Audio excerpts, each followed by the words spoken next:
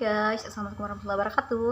Jadi di video kali ini mau membahas sebuah buku yang berjudul Sputnik Sweetheart. Buku ini ditulis oleh Haruki Murakami, penulis yang paling bikin saya wow.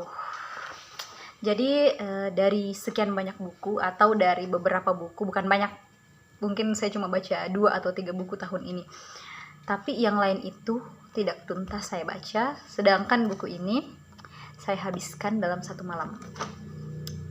Gila nggak sih, saking bagusnya. Jadi buku ini bercerita tentang seorang laki-laki yang mencintai seorang perempuan bernama Sumire, tetapi sangat disayangkan Sumire ini adalah seorang lesbian. Jadi Sumire ini tahu bahwa laki-laki ini mencintainya, dan Sumire juga sadar. Sumire bilang bahwa aku juga suka kamu, tapi tidak secara laki-laki dan perempuan. Dan Sumire pun cenderung tidak bisa hidup tanpa si laki-laki ini, karena tiap ada sesuatu Sumire selalu menghubunginya, tiap ini bla bla bla, jam 3 subuh lah apalah. Tapi di videoku ini saya tidak mau membahas tentang isi atau cerita dari buku ini, tetapi saya mau membahas tentang bagaimana saya memandang buku ini atau bagaimana perspektif saya tentang buku ini. Jadi kenapa saya selalu suka karya Murakami? Karena Murakami itu selalu memberikan pesan tersirat di dalam bukunya, menurut saya, yang saya tangkap ya. Dan Murakami selalu tahu bagaimana mengupas entitas dari manusia.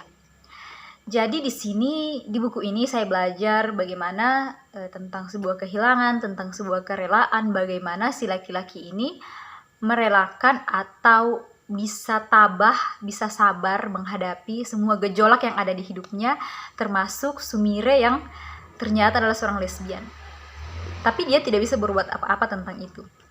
Dan buku ini mungkin titik beratnya adalah bagaimana seseorang berjalan, menemukan sesuatu, kemudian tumbuh dewasa dan meninggalkan beberapa hal di masa lalunya.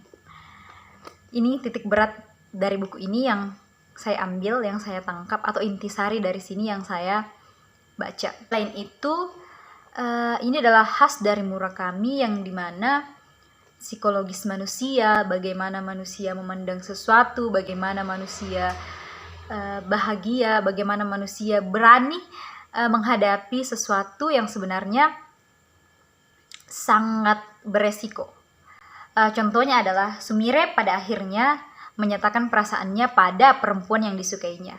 Oke, jadi sedikit saja ceritanya. Jadi Sumire ini akhirnya bisa bekerja bersama si perempuan yang disukainya, namanya adalah Miu. Dia menyatakan perasaannya kepada Miu dalam keadaan yang sangat wow, ekstrim, dan kalian harus baca sehingga kalian bisa terbawa ke dalamnya. Ini sangat susah dijelaskan guys, tapi ya intinya itu, Sumire menyatakannya, kemudian Miu bilang bahwa tidak tahu bagaimana, tapi aku menyukaimu, cuma saya tidak punya hasrat. Jadi, nah ini dia, di buku ini kita diberikan pandangan bahwa perasaan manusia itu ada banyak jenisnya. Kita bisa suka sama seseorang, kita bisa ini, tapi rasa suka itu ada lagi pembagiannya, ada yang cinta, ada yang secara seksual, ada yang secara bergantung, ada yang pokoknya banyak lah. Yang saya salut dari tiap karakternya, mereka benar-benar belajar bagaimana merelakan sesuatu itu pergi, bagaimana menghadapi semuanya. Kemudian yang paling penting lagi itu adalah setiap manusia itu sebenarnya punya sesuatu yang disembunyikan, punya keresahan, punya sesuatu yang sangat dirindukannya di masa lalu yang ditinggalkan di sana, sesuatu yang membuat hidupnya direnggut. Tapi sebagai manusia kita harus tetap maju, tetap berjalan, tetap pokoknya itulah intinya guys.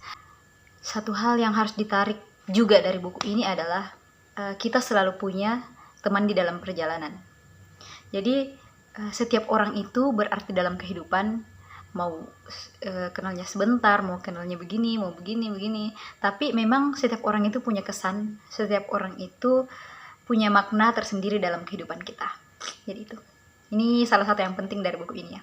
Jadi silahkan baca guys, ini sangat bagus. Ini salah satu buku yang sangat mudah dipahami tapi berdampak yang sangat besar juga bagi pembacanya.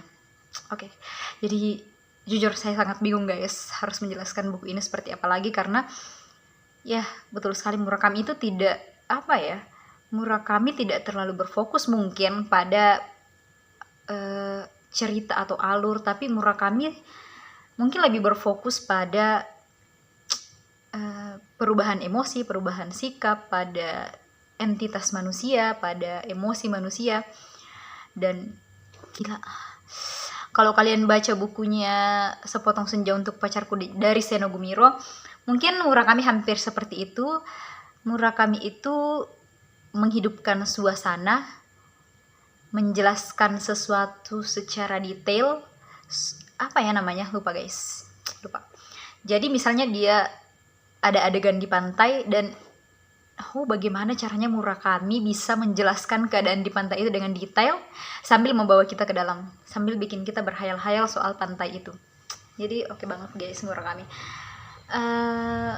Mungkin sampai sini dulu, karena saya sendiri sudah bingung mau bilang apa. Jadi maaf kalau kata-katanya berantakan, karena jujur saya tidak bikin konsep, tidak bikin tulisan, karena ya gitu, saya malas dan saya laptopku rusak. Jadi ini sudah saya baca kemarin, jadi mungkin agak lemot. Nanti kalau ada waktu saya mau bikin yang lebih rinci. Saya cuma bikin ini karena saya mau kalian baca bukunya. Silahkan dibaca, Sputnik Sweetheart. Oke, thank you. Gila sih.